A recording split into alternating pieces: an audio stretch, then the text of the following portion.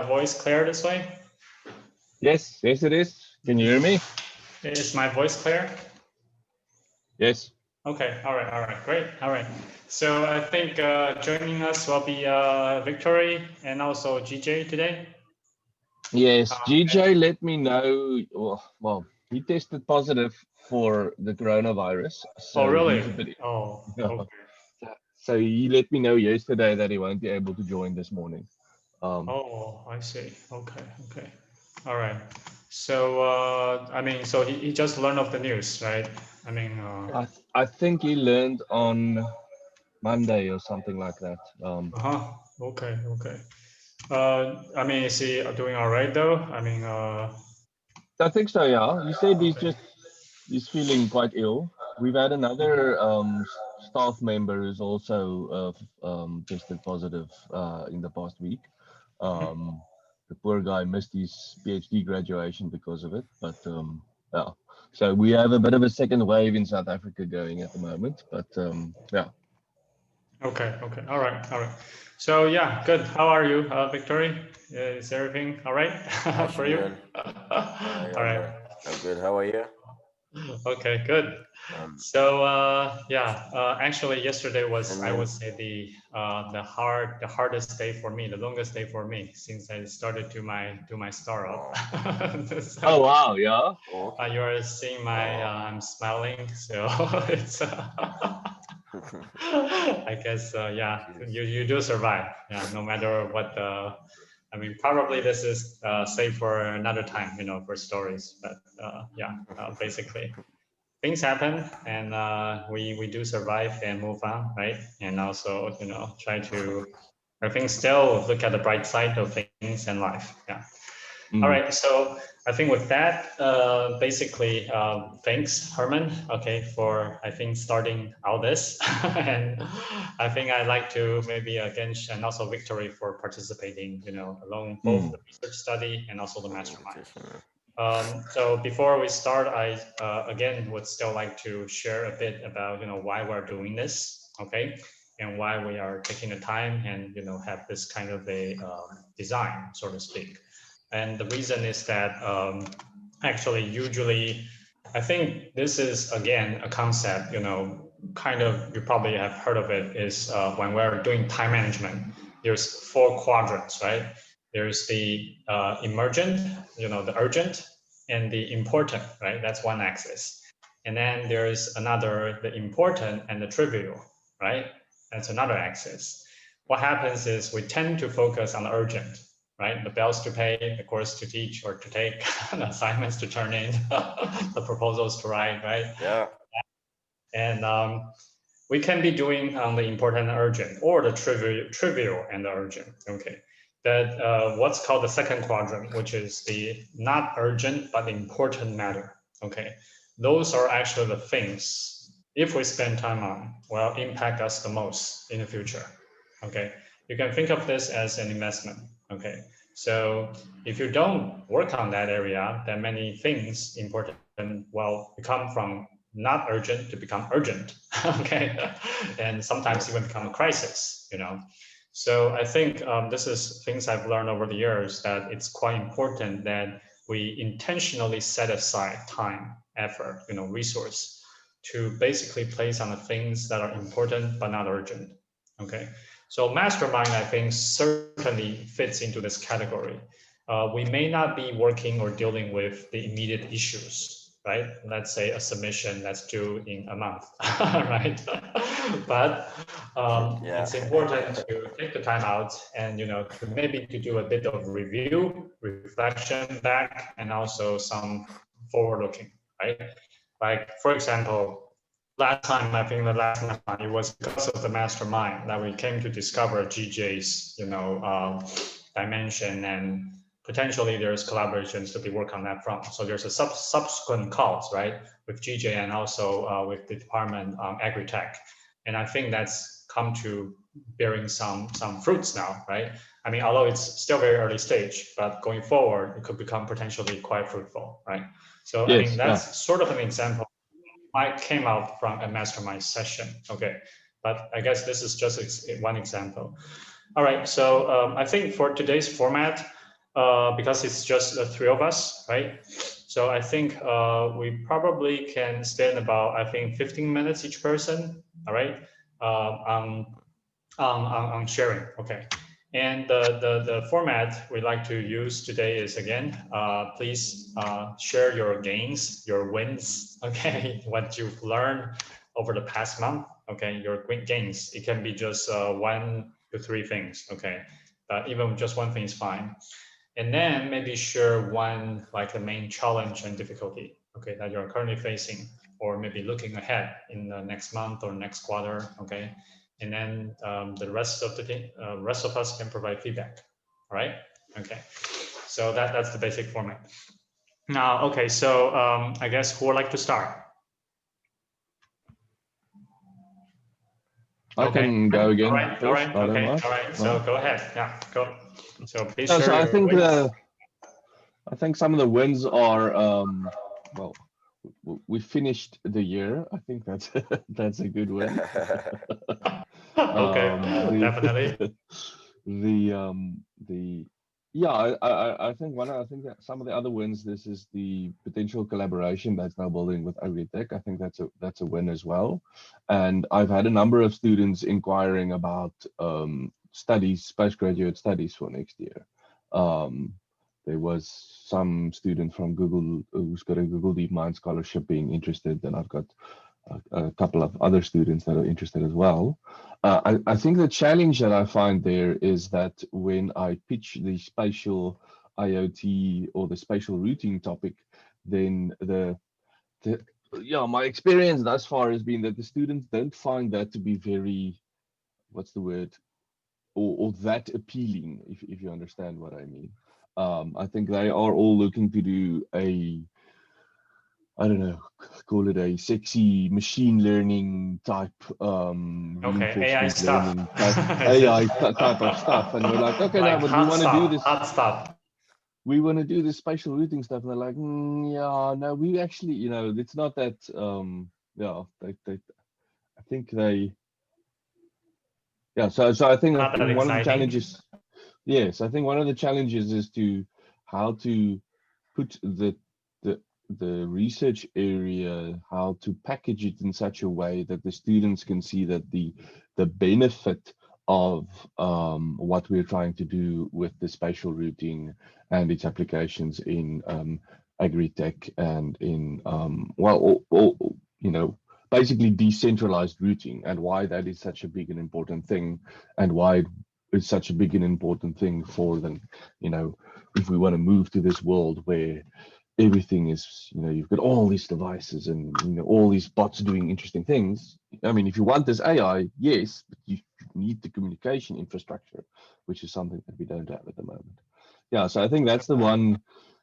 Basically, selling the topic. Basically, selling the topic, I think, is still a bit of a challenge. Yeah. Okay, all right. So actually, before that, maybe a bit more on the gains. You talk about finish the year, but anything you have sort of learned or sort of grown, or the gains or the achievements you think you've done. I mean, in the past, the past month or the past year, if you like. Yeah. Yeah. Well, so we learned a lot about our teaching methods. I think one of the things that the university was experimenting with was basically this flipped classroom thing. I mean, it's something that you, to an extent, is also doing, Shinyon, with recording videos, making it available for students, and basically how well it works. And I think what we definitely learned is that, and Victory, you could jump in here and give your opinion as well. But what we've definitely learned is that we're capable of making the videos.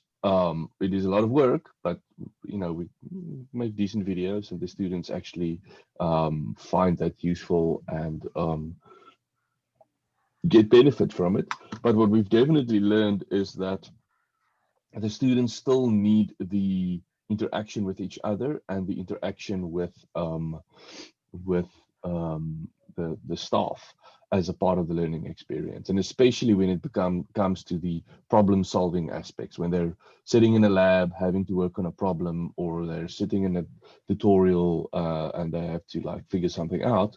That's actually when the face-to-face interaction is very, very, very useful. And I think actually that's one of the reasons why the MOOCs were less successful. I mean, because you had this teaching material, and there's a lot of it. I mean, there's a lot of good stuff out there that people can go through in their own time, but the completion rate was also a problem. And I think what we've learned is that, so basically we've learned that yes, there's still a place for universities, that you can't replace.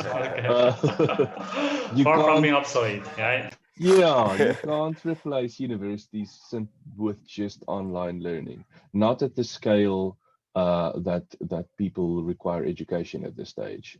You do need that face-to-face interaction. Oh, which is to a certain extent what this mastermind is, right? I mean, we're a small group of people at this stage, and we're having this face-to-face interaction, which means that we can learn from what others have done and what they're trying, which is successful or not. And the moment you have this classes of 100 or 150 or 200, you can't have these type of sessions anymore because it just doesn't scale. So how do you do that? And so that's why I say I think that's one of the things, big learns that we've had, is that these face-to-face interactions are actually quite important if people want to learn. But I also think if you want that what do you call it, serendipitous innovations and discoveries, I think these face-to-face interactions, there's a reason why there's a water cooler, and you have discussions around the coffee machine. It's for these serendipitous type of discussions going on. Yeah.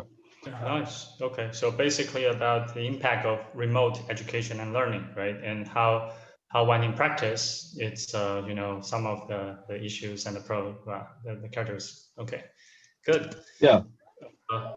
Okay. So regarding the challenge part, that's the main thing is how to sell, right? Okay. So I guess any feedback from Victoria you'd like to share? I think I can sort of relate to what he said, selling the topic. It's not necessarily about selling the topic. I think it's more about there's a lot of technical information. So you sort of have to navigate through the technical first before you can sort of see the physical, should I say, vision of how it can build. You have blocks here and there that this is what it can do. But I think when students actually understand how massive, because I do think it's a massive project. I don't think one person can solve it on his own. But once students realize the big picture, like especially at that communication layer, when we can establish that, you know, the infrastructure we have cannot handle the growth that we're experiencing as a society in terms of devices and smart tools and internet upgrades. So I can sort of relate to what he's saying, but again, remember, if the students are also just there to get excited, they'll probably get bored like halfway through anyways. So it also like helps you sort of sieve the students out and to see who are the long-term students and who are the short-term ones. So But if I can ask, so I was wondering, was there like a single thing when you like clicked that where it like, oh, okay, this is what the whole problem is about? I think it was like 3 months ago or 2 months ago. I think Shania also helped with that. It was basically when I started asking the questions as to what I actually want to accomplish with this project. So it was when I was sort of forced to ask the questions. And then I actually realized I was thinking of it on a very, very, very small scale in terms of IoTs and smart factories. And I actually didn't realize it was a bigger picture. It was a very, very big picture. And smart factory was just an application, like a small test case. And the moment I understood that, then it sort of expanded. And that's why we are at the moment talking about, special services or special pub sub. where smart factories are just a small application of a bigger picture. So it sort of clicked, but then it was because I was also forced to. So I can't really like put that on you. These are questions I should have asked myself months ago. I think it sounded like I just wanted a PhD and not necessarily the research, and maybe that was my problem as well. But I see the big picture now. It also helps me to see the commercial value in it because I'm sort of commercially like driven. I'm more into research to sell than research to just keep in there. So I think Victor mentioned a very good point, which is what is the motivation and driver, right, for the student or the person, right, and whether you can like really connect to that. So actually, I want to ask Herman, like, what do you feel is the motivation for the student? So I think for Yeah, some of the yeah. students, it is actually that thing about getting a degree so that you can actually, it's a stepping stone to something else. So for some of the students, it's like, I want to get this degree so that I can get a job somewhere. And for some of the other students, it's even, I want to get this degree so I can have an in with a company like Google or Amazon or something like that. So Ah, there's a, okay.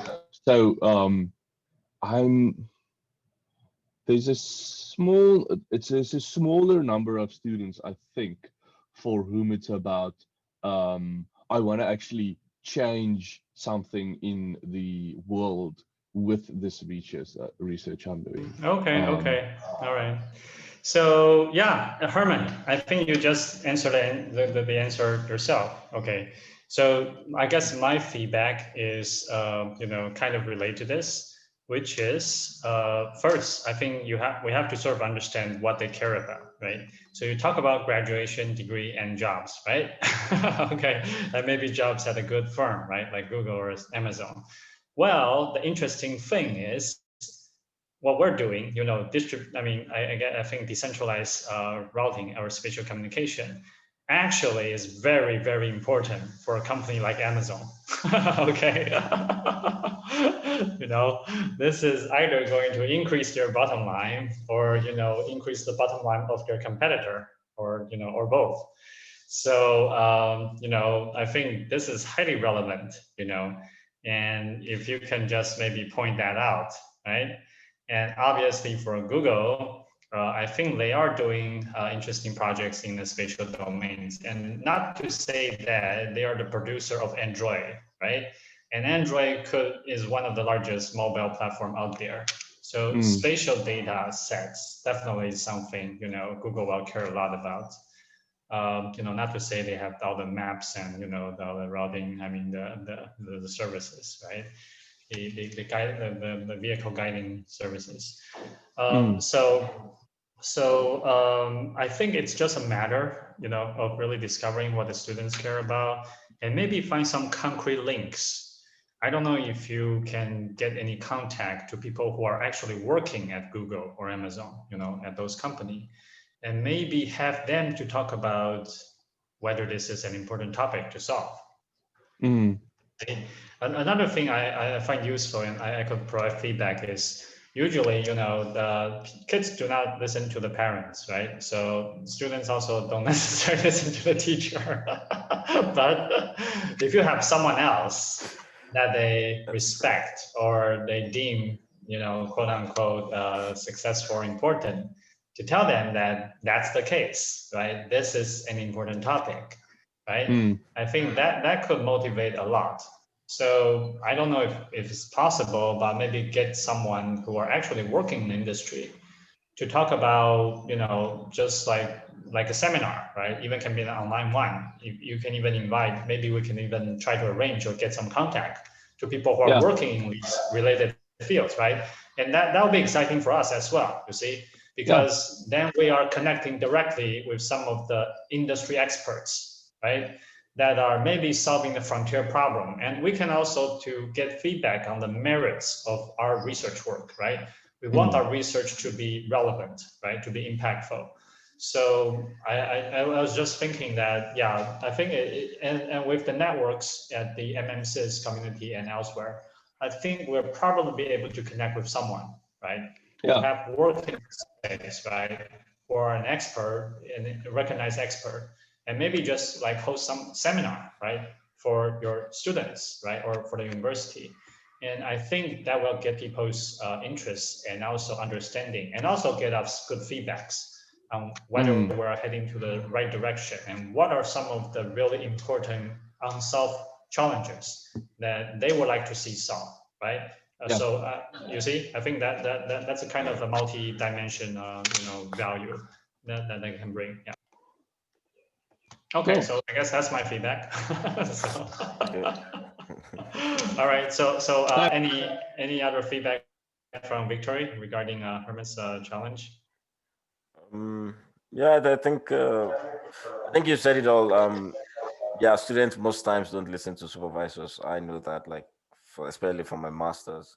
I don't know why. The supervisor says something, I agree with the supervisor, and then when I go back to my computer to actually write or type, and then I sort of somehow do something else, and it happened for like a year. And but I eventually. So in that case, maybe have a student to talk might also work better. I don't know. It's possible for Victory to talk about this, right? I think it might bring a different perspective than if Herman were to talk about it, right? Well, I don't know what you guys think, right? I think that could potentially stir up some other interesting interactions, right? Or feedback from the students. I don't mind. Yeah. Okay. All right. All right. So yeah. So thanks. All right. So what is that helpful, Herman? Sorry, what was the end? Herman, is that helpful? Yes. No, I was asking, is that helpful? I mean. Yeah, definitely. Yeah. Okay. All right. Okay. Good. Okay. Good. All right. Okay. So next, I think let's move to Victory. All right. So the same. Please share what is your wins, gains, of the last month or maybe the last year. Okay. Yeah. And then talk about your current main challenge and plan. Okay. And and we can feedback. All right. Go ahead. Okay. Thank you. So I'm just gonna put everything together, including the year and the month sort of squeezed in, but it's mostly the year. So first, the lockdown sort of helped me significantly in terms of putting things in perspective and getting my priorities right in terms of what I want exactly. What are the things that are important and urgent, and what are the things that you could sort of lay on the side. It also helped me to learn to be isolated. I was always an isolated person, but I don't think this was like a new type of isolation. And how do you work when your bed is right beside you? That was a real challenge. I think it helped to have a garage. I had to move my computer and everything to the garage because I couldn't, like, it's not possible. Anyways, but it helped me stay focused as well. I think I became more effective, or should I say more efficient, or I was able to learn to be more efficient over the past year because of the work circumstances. However, I don't think I'm as efficient as I can be, or I don't think, I mean, one of the biggest struggles is I have two screens, for example, right? I have maybe a report I'm working on one screen, and then I have YouTube on the next screen. And it's almost like the distraction comes just like that, like in a switch off a button, and I can't seem to find any way around that. I tried a few plugins and thereabout, to disable YouTube access and all that kind of stuff, but I just switch them off when I when I want to watch something. So it's not necessarily working out on that engagement, but that's fine. Some gains as well.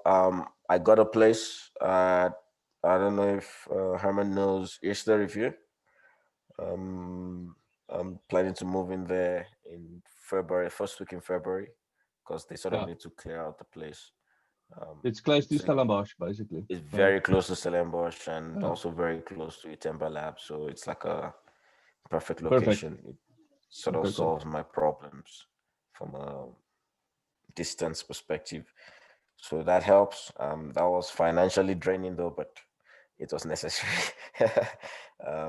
I'm beginning to learn that, yeah, oh yeah, I think the last meeting we had, we talked about categorizing the work. I was able to sort of prioritize the work, professional, academic, business, and miscellaneous. And I actually realized the extra work, the extra help here and there, where you help people do something or get something done. Those actually took a significant amount of time than I actually realized. Sometimes you spend half a day trying to solve other people's problems. And as much as I like to help people, it shouldn't come at the cost of my work. It's not, I can't say I'm helping people if I can't help myself. So I need to work on that to just stop. But I mean, putting things in perspectives sort of helped. Um, what else? I think that's more or less at least what I could think of. I was also able to get perspective on the spatial routing research. I mean, I don't know why, the moment I got the commercial like picture, like I sort of got Okay, the really excited. commercial prospect. I got excited. I know it's gonna be a lot of work in between. I'm not gonna like deny that. There's probably a lot of technicalities that we've not thought of yet, that we might experience. But the fact that there's a possibility, or should I say, there's a tunnel at the end, there's an exit at the end of the tunnel, it sort of brings joy. So I'm sort of driven towards that. Trying to work towards applying for a few bursaries I found on NRF. I need to finish one today.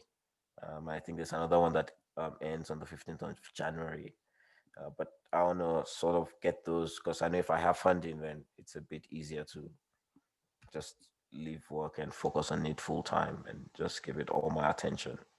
Um, but it is an exciting project. I was excited about the understanding as well, because the understanding gives a sort of direction, a clear path, or should I say, clearer path. I wouldn't say the clearest, but a clearer path towards execution. And I know exactly what I want to achieve at the end. So at the moment now, I just have to figure out how to get there, which is what it excites me because it's a new project. I naturally like, projects that seem impossible. I like fighting against the odds, kind of. It keeps me driven. You sort of get bored if all you're doing is soldering and just connecting wires and stepper motors. Sort of get bored because you already know you have the answer, but the project sort of makes me uh, driven, extra driven to completing it, to make it work. And if it works, again, I think everyone can profit from it. Everyone, including external people on GitHub or even the university or business owners. So yeah, so that's my basic plan for next year, to just sit down on it and just push through to the end. But yeah, Okay. that's more or less it for me, I think. Okay, nice. Okay, all right. So can you maybe describe a bit what's the current challenge, the biggest challenge you're facing? Yeah. The biggest challenge, I think, is focus. And I'm sort of struggling with that because I'm even trying to cut into my sleep time to say, okay, maybe if I spend an extra 2 hours or 3 hours, maybe something will come or inspiration will come. I don't know if it's a block thing. I don't think it's a block thing. I think it's a focus thing. It's very hard when you're thinking of too many things at once in 24 hours. So I'm trying to see how I can cut down as many, especially the other people's work. I mean, that has to go. I have cut down the business work I take. I don't take a lot of work anymore from a business perspective. I take maybe half of what I used to take. Professional, we just got a break this past week. So I sort of have more free time to sit down and focus. But to just sit down for 12 hours straight, no distractions, no YouTube, no calls, Okay, I see. All right. Okay, I see. just So the challenge is focus, the ability to focused. being focused and do great work, right? Okay. Yes, All right. yes. So Herman, any feedback on this? So I mean, for focus, I found that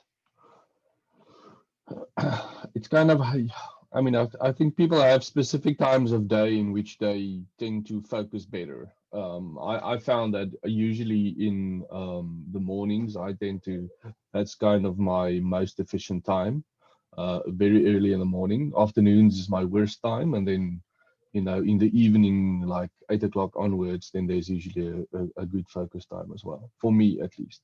So I don't know what it is for you, but I found that if you try to be productive and you're actually in that part of the day in which you just aren't productive, then it's like trying to, what do you call it, squeeze blood out of a rock or something like that. So I guess the one thing I would be there is figuring out what is your productive time, and then kind of what do you call it, fencing that, making certain that is the time that's not being stolen by other things. Because if you if you allow interruptions in the time of day where you anyway aren't productive, then then the impact that has is less on your productivity than if it's in that center point where you're exactly. Yeah, and I guess the other thing, yeah, so that's the one thing I would say. And I guess the other thing, at least for me, I found if I make, I tend to make lists of the things that need to be done.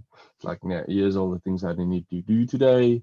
Do that at the beginning of the morning, and then I try and say, okay, but look, which one of these, can I spend some time and kind of tick them off? Because I think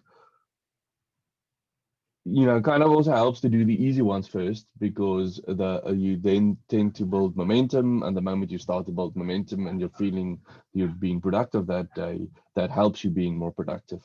The moment that you're flitting between tasks, I think, and you're not finishing anything, then you tend to think you're not having a productive day, and that has like this negative spiral on your day. So yeah, so I think that's two of the things. And then the last thing is, I mean, yeah, I think it's a good idea if you find things like YouTube or the internet or whatever is distracting you, plug that sucker out, type of thing. Just like, and just like disconnect your internet so that you can't actually go and be distracted by that. Well, I guess that's my feedback regarding focus, at least. Okay. All right. Thanks, Herman. Yeah. So I guess my feedback would be, well, the first thing is I like to share with you my mentor, Benjamin Hardy, what he has, taught. I highly recommend you, to read about his articles, because he's a behavioral psychologist, a psychology PhD, who has also was the #1 writer on medium.com. Okay. So that's quite a feat. And he's probably going to be like one of, again, also a big YouTuber. He just become, and he's very creative, and also talks about morning routine a lot. So the first recommendation, feedback, is to read about Benjamin Hardy's article. Okay, I think you will find some inspirations from his thoughts and works. For me, in my experience, I have found that, focus usually comes at a time when you have great stakes. Okay, so when something has a really, really high stake for you, when in terms of whether the gain or the loss, you become extremely focused. Okay, let's say if you don't finish your work in 3 months, and you will be thrown out of the PhD program, right? Okay.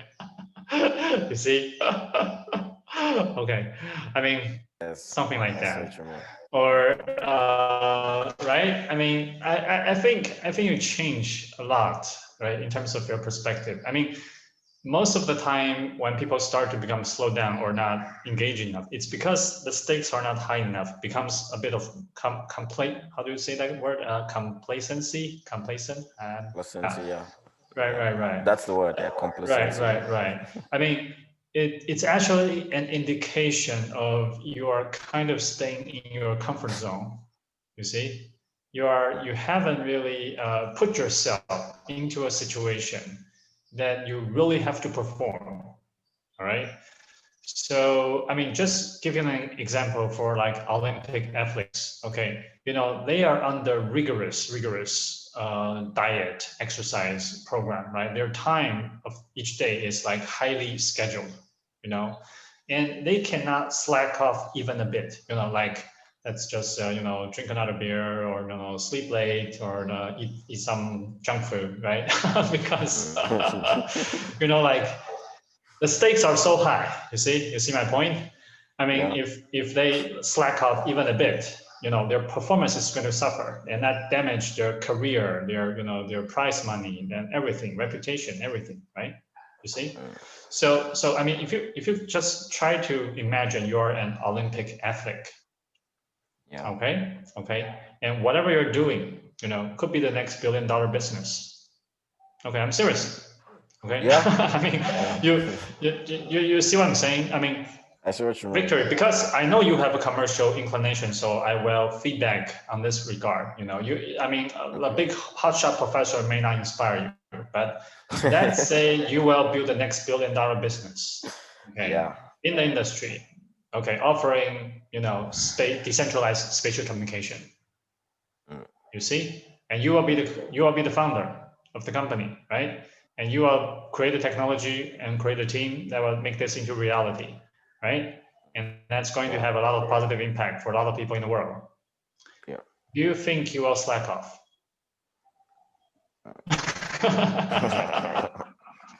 Okay. Right? Not really, right? Not really, right? Let's say I'm telling you in 10 years of time, you will be the founder of a billion-dollar company, right? Then you know, just trust me, right? In 10 years of time, that's who you will become. All right.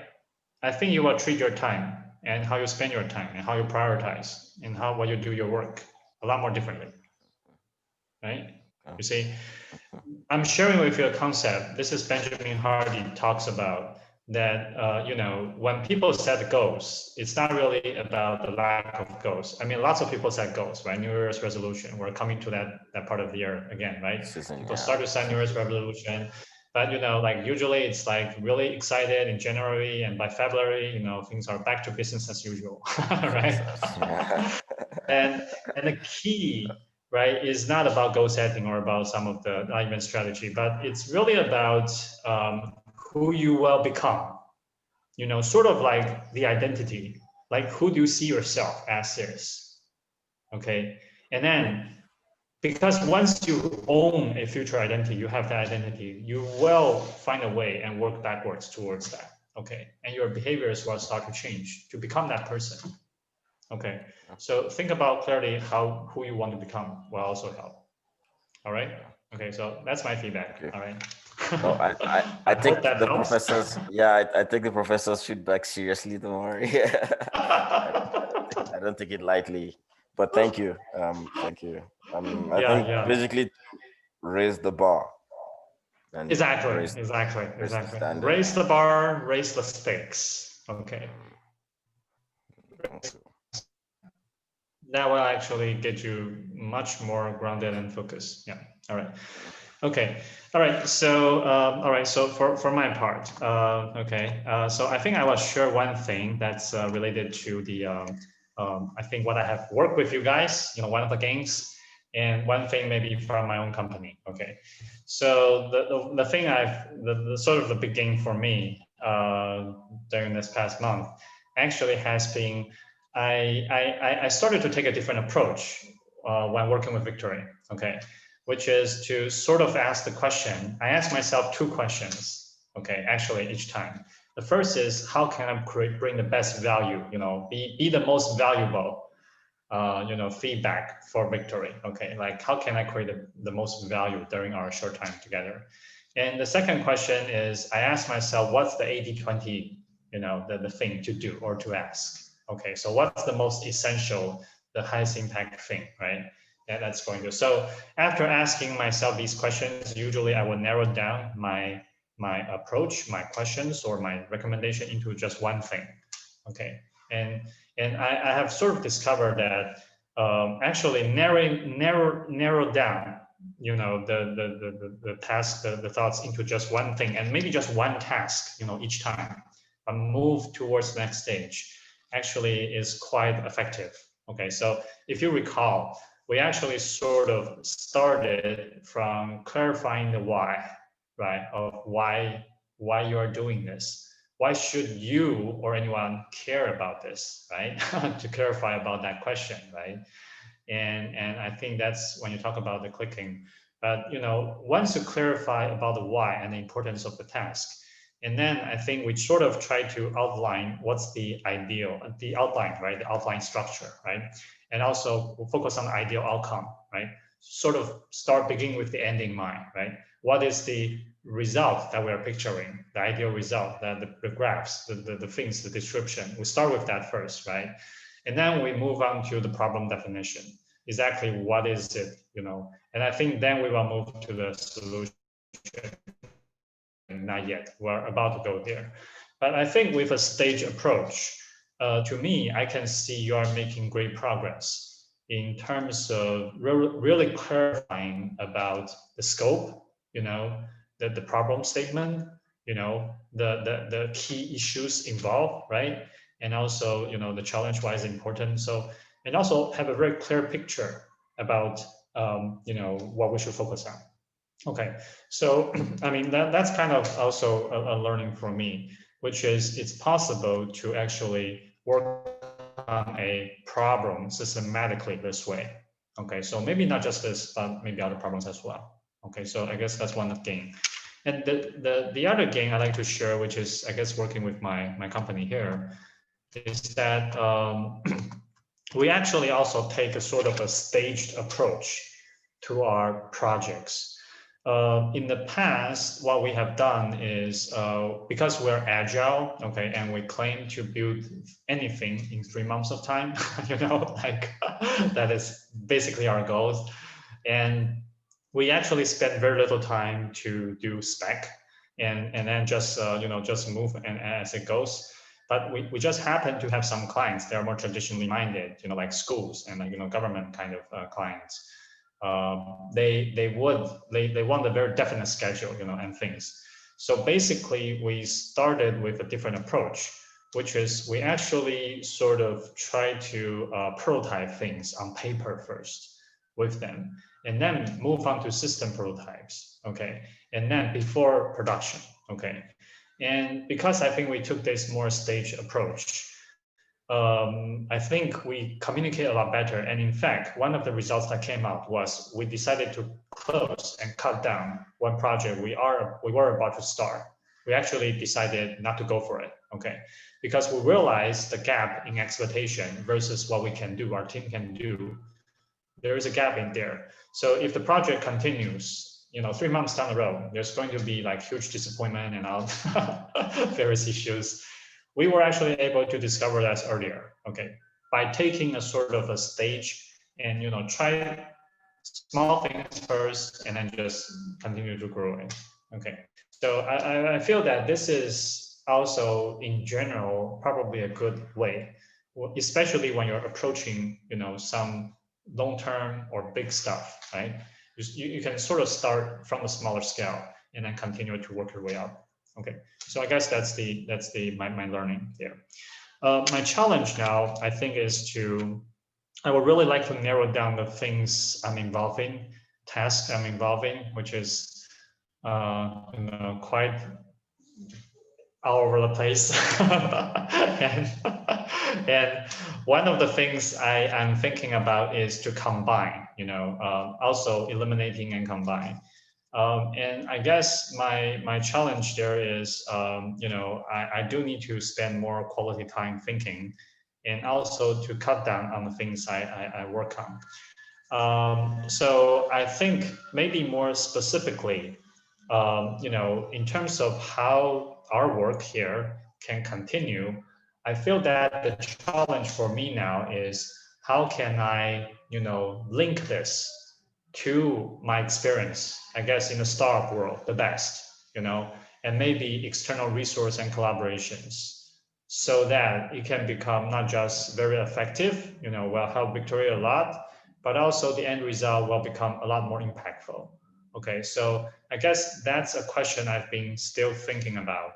and I don't really have a definite answer, although I'm trying, different ways. So yeah, I like maybe some feedback on it. Okay, so give a background.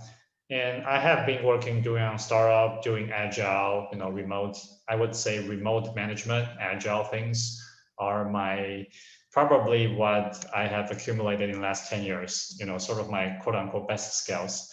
Maybe not necessarily research now because I haven't really published a paper in a while. Although I would, I'm still passionate about, working on research problems. But I guess my challenge is how can I focus that and what we're currently doing, right, into maybe a single one thing, so that the combined effect is the greatest. Yeah. All right. So feedbacks. Yeah. So, so I guess this is part of the reason also why you are asking questions about how does this relate to other activities in the university, the agri-tech and that type of thing, because that also helps in combining things and say, okay, but what is the bigger impact that this is going to have? Ironically, I think Gartjan would have been well suited to give you advice here, because he also tends to have too many things going on at the same time and having to narrow things down. Yeah, he would have been. That I think that's one of the challenges he's also had to deal with in his career. He always has way too many tabs on his browser open, and I'm like, how? You've got like 150 things here. How do you know? How do you find what you're looking for? But anyway, yeah, But I guess any thoughts or feedbacks are welcome, or maybe your experiences, right, in terms of in this regard, whether it's a positive or negative experience. Okay, I think that would be helpful. Nevertheless, yeah. Yeah, I guess because what I have seen is I've seen that if there's too many things going on, then usually what happens is you're not spending enough time. Each one of them gets a bit of time, but actually just not enough time to actually get it over that, where it really threshold, starts right? to have A an threshold impact. level, Yeah, right? that threshold to really Right. start. And I guess the reason we do that is because we don't know which one of these activities is the one that's going to actually have the payoff, and by letting one of them go, we're basically saying this is not going to be the one thing, and then we might be disappointed later on when that turns out to be the one thing, so it's basically a bit about risk management, I guess. Or But I guess if opportunity you cost, right? Opportunity. yeah, but I think the reality is if we don't let go, essentially what happens is none of the things will actually get past that threshold. So then so you will have no successes instead of a smaller number of successes. I do think your idea of combining things is a great idea, because I think that leverages because then you don't have these things which stand alone, and it also means that the different areas and the different where you're involved in can actually start helping each other, which I think is a very, very valuable thing when you start to see that, oh, what I'm doing over here could actually be benefit of that to that problem I'm working on over here. How do you identify that? I'm not sure. But yeah, but maybe it's the same thing. Maybe asking those two questions again, which you asked in the beginning, is like, what are the projects where you can actually add the most value? And maybe also that 80-20 principle as well. Which of these projects where can you have the biggest impact for the least amount of effort? And then I think because that's essentially what you did with that other project you decided to stop, is by basically saying, you could probably do it and make the customer happy, but it will take a lot more effort than basically than what's warranted at the moment. Yeah, I guess that's my feedback. Okay, all right. Yeah. Thanks, Herman. I think that's helpful. Basically, I've heard that combining is a good thing. So this is probably a direction I can think more about. Okay, and also, yeah, identify what's the most effective. Victor, any feedback? Yeah. Yeah. So if I was gonna, there's something someone said recently that sort of struck a chord. He basically said, he said if you want to get anything done, look for someone who is busy, right? And most times, yeah, that's So I don't think being busy is necessarily a problem. It's more of Oh, that I agree. That I agree. Yeah, I fully agree yeah, with you. it's Yeah, yeah. A lot of effective so people are very busy. Yes. busy. Yeah. So the question now, I guess, for you is to ask like, what is the cost? Like, is it costing you your health? Is it costing you your sleep? Is it costing you your actual, your day job, for example, your company? Then you can sort of now reevaluate. Okay, what's more important, or what's I think like basically what Herman said, where you're saying, what's the most important right now? What is it affecting the most, right? If for example, I'm going to use mastermind for example. If the mastermind sessions is going to cost you your monthly salary, then you should probably either reduce it or cut it completely, or just combine with something else, like you said. But at the end of the day, there's usually like the constants that need to be there, and once the constants are fine, then you can now sort of allocate resources for the extras, like victory or PhD meetings or that kind of thing. Okay, I see. So you're basically saying to identify what's the costs, right, of the things, activities I'm doing, the Cost, associated yeah. costs, and maybe eliminate the ones that have the biggest cost or Yeah. that's taking the biggest toll, right, on my time or energy or health. Or Yes, okay, I see. yes. Okay, try to eliminate Time. those and then focus on the Yes. rest, right? Focus on what's left. Okay. All right, thanks. I think that's a pretty good feedback. So yeah, all right. So I think with the thanks for the feedback. I think with the rest of the time, I like to do another question round. Okay, we have some time, which is because it's near the end of the year now, right? I think it would be good to have some forward-looking forecasts for next year. Okay, and the question I'm going to ask is a bit different, which is okay. I'm going to ask you guys to answer the question. If we were to talk again next year, okay, at the end of 2021, let's say December, right? And you're telling me, looking back the past year, it has been the greatest year so far in my career or in my life even. Okay, can you tell me, in past tense, like what happened? Okay. Wow. Just and doesn't have to be fancy. This is actually a good question to ask. Okay, you can maybe think about more of this later, but maybe just share one thing, one or two things that has happened and that you're quite happy about. Okay, that has happened in the past year, but realize right now it's 2021 December. Okay, just imagine for a bit. Okay. So can you tell me like what has happened that has made the past year so great? Okay. All right. So Herman, would you like to start? I guess for me, there would be at least there's probably two things there. Okay. Yeah, I mean, so I would like to look back and say, okay, it was a productive year in terms of we published at least 3 journal papers or something like that. Okay. What I would also like to see is that this spatial routing, that there's some kind of a prototype that's been developed, and that either the agri-tech or some of the other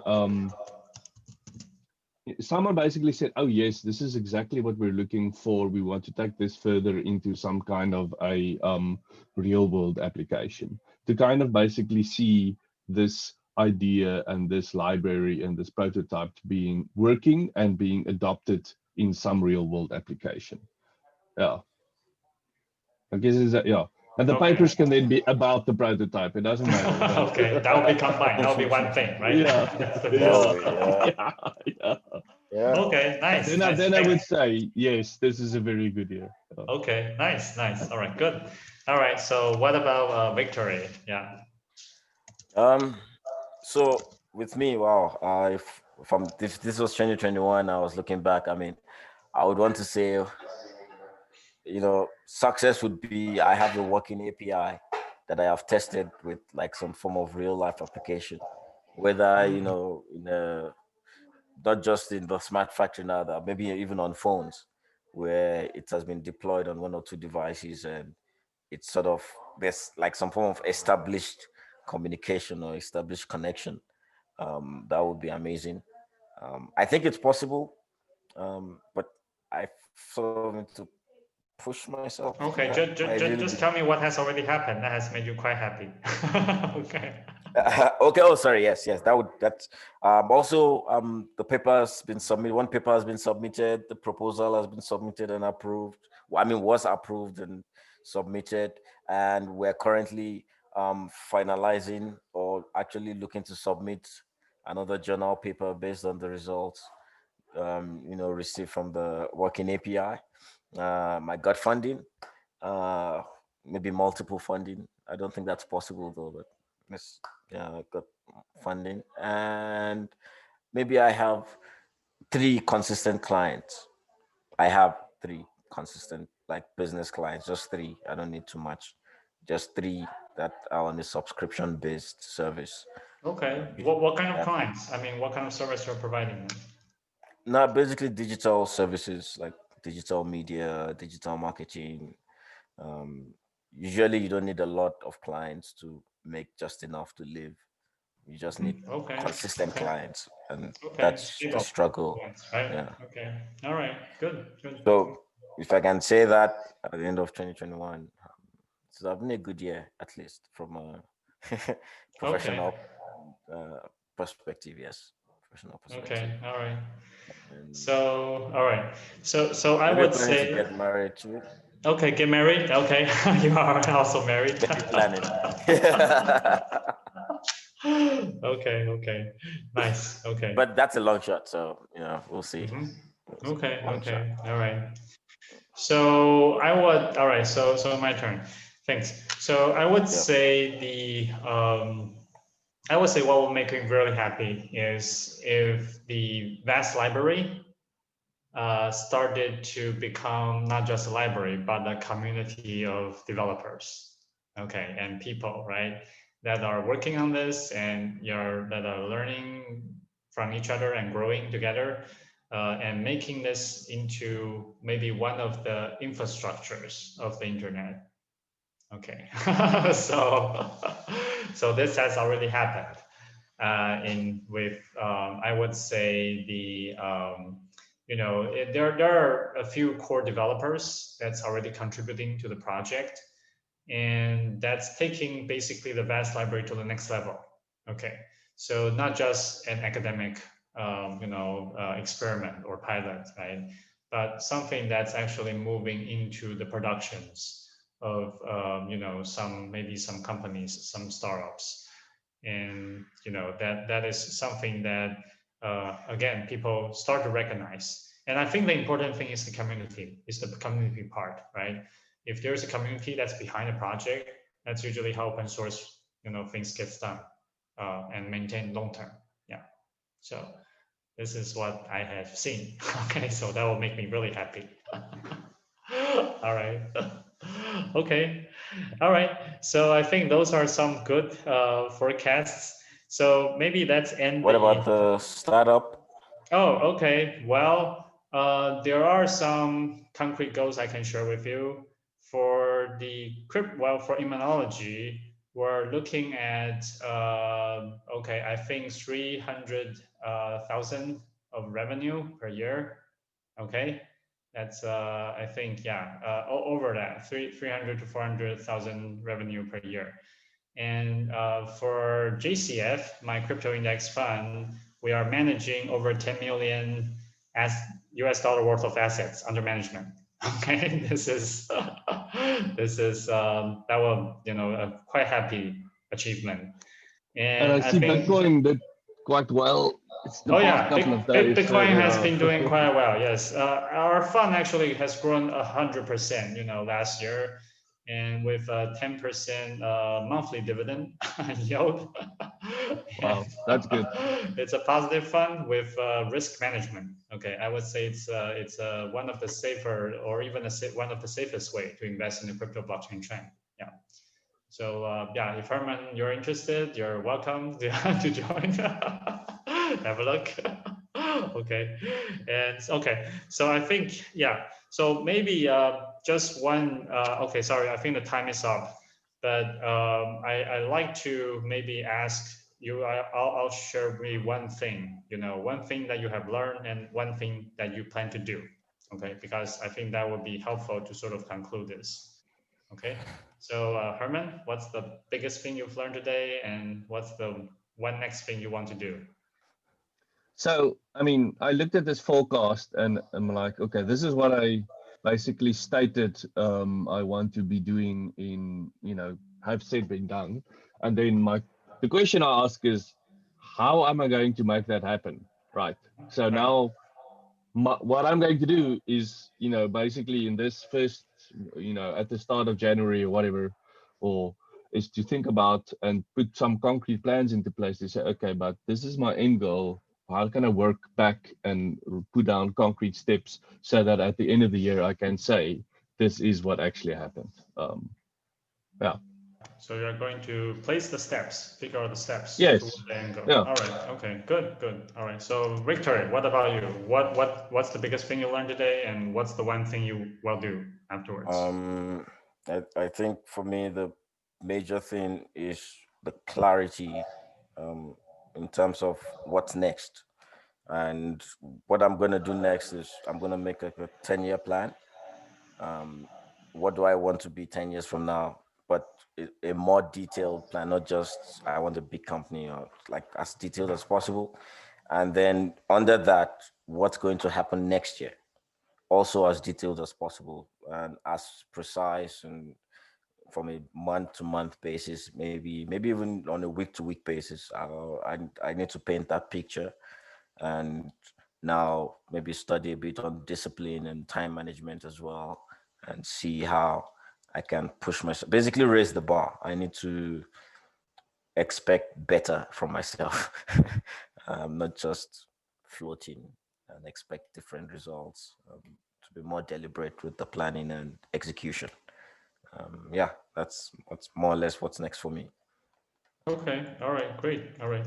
So I think the biggest thing I learned today is that I think we all share some common challenge in being too diversified and not being able to focus, having too many things, which is I think a symptom of the modern society of having too many choices.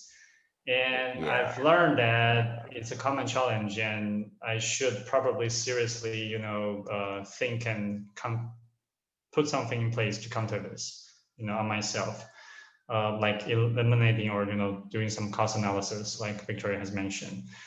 And the one thing I like to do is to just occur to me, I want to get that speaker thing because I proposed that idea to maybe speak with Herman's student, the expert speaker, and to maybe share about some perspective.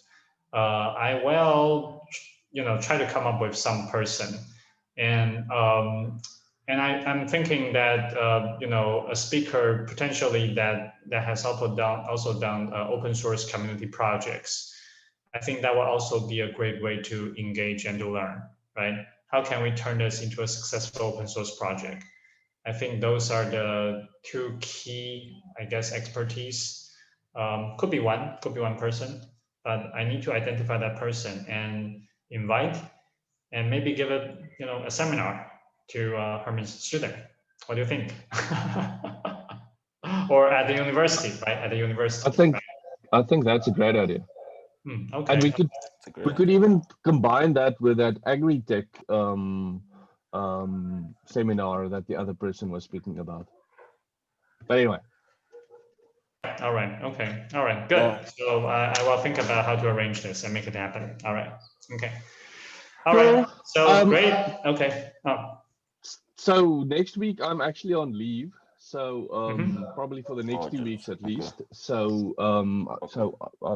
so I won't be able to make the weekly meetings. I think it's anyway Christmas next week Friday.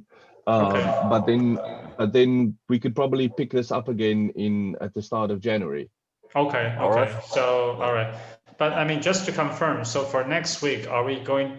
Will I be having with Victory? I mean, do we still have syncs? I am available if you are. Okay, all right.